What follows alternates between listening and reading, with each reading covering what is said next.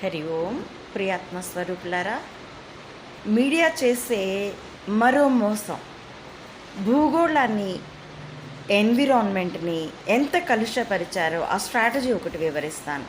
దాదాపుగా 50-60 ఏళ్ల క్రితం ఆఫ్రికా కొండ సిలువలు, అనకొండలంత కాదు కానీ భారీ కొండ సిలువల్ని, వాటిని పెంచుకోవడం క్రేజ్. మీడియా అమెరికాలో ప్రచారిస్తే దెబ్బకి సంస్థలు పుట్టుకొచ్చాయి, వ్యాపార సంస్థలు.